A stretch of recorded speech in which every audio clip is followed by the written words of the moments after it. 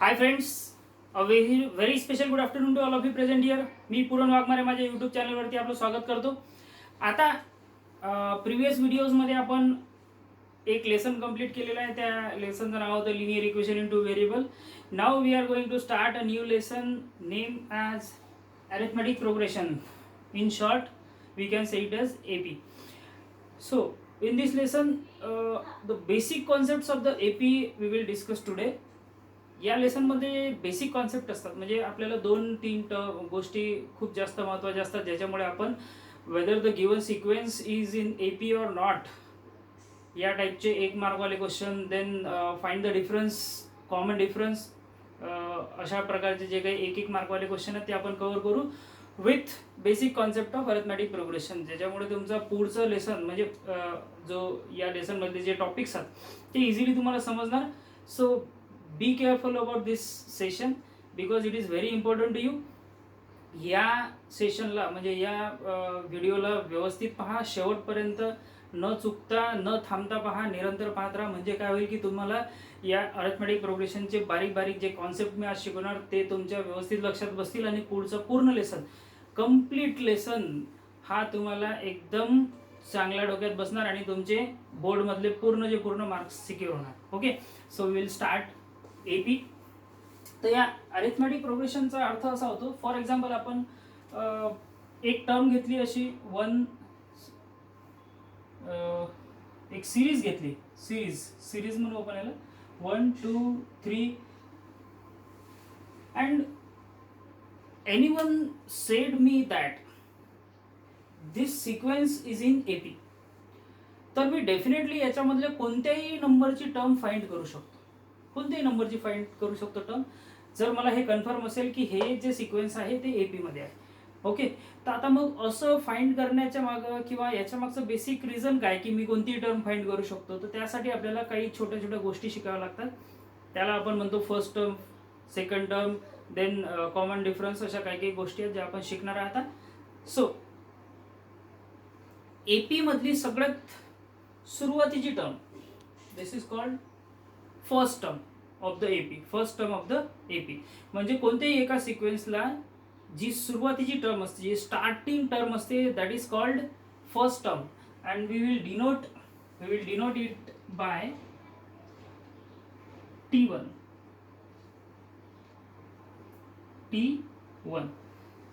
T1. And it is known as first term.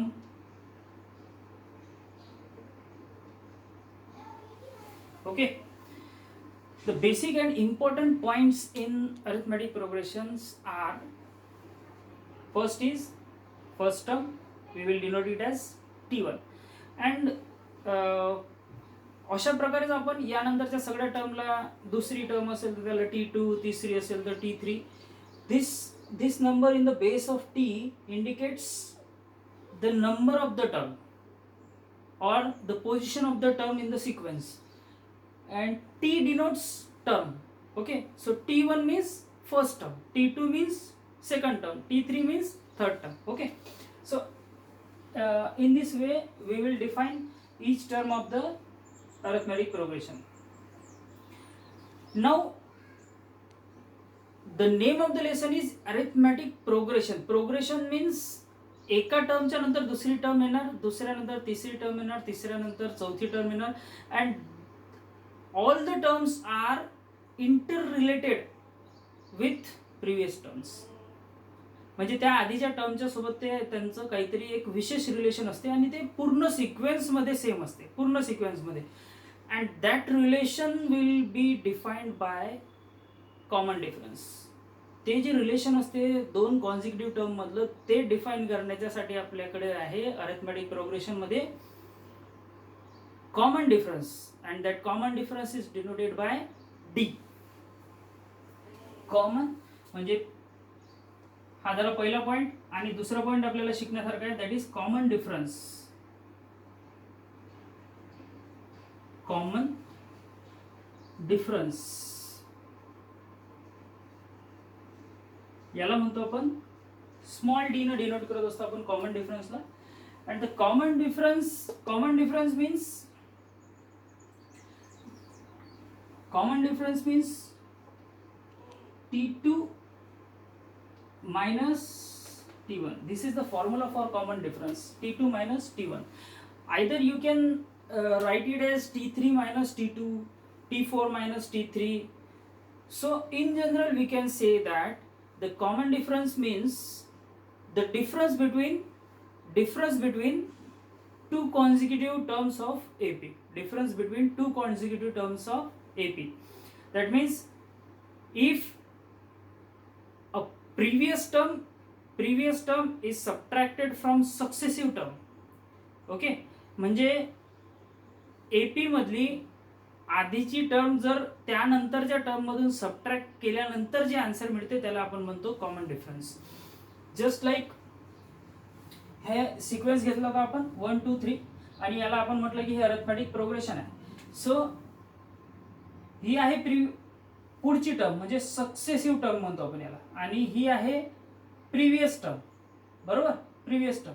तर या दोघांच्या मधातला जो डिफरन्स असेल, डिफरन्स म्हणजे काय, T2 minus T1, T2 minus T1. ही आहे आपली T1, this is T2, this is T3.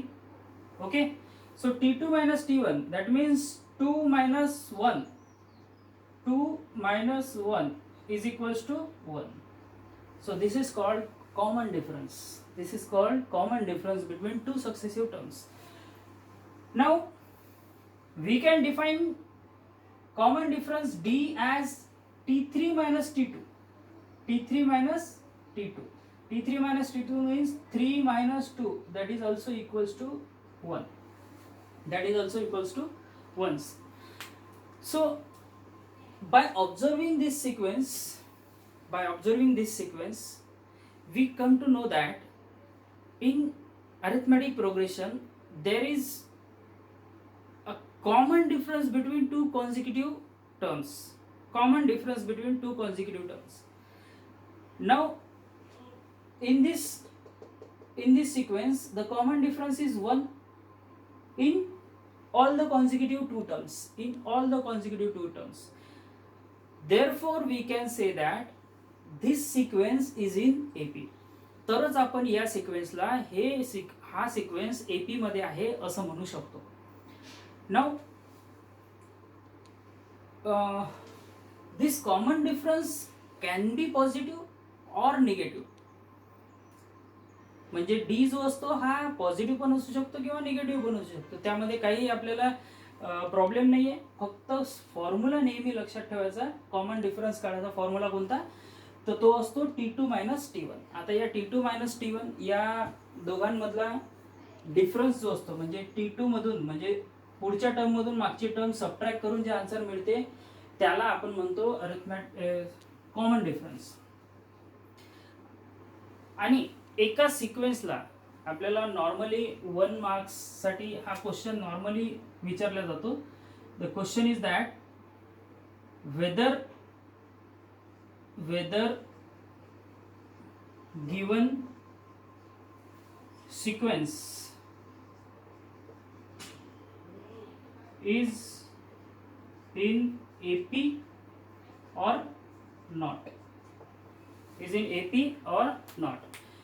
तो दिलेला सिक्वेन्स हा अरिथमेटिक प्रोग्रेशन आहे किंवा नाही हे आपल्याला डिफाइन करायचं असेल तर आपण काय करणार, या फॉर्म्युल्याचा यूज करून आपण कॉमन डिफरन्स फाइंड करणार.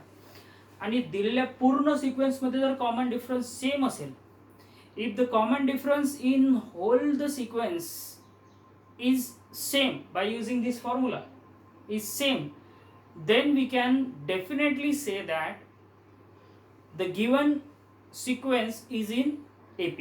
The given sequence is in AP. Okay, so this is the basic concept of arithmetic progression.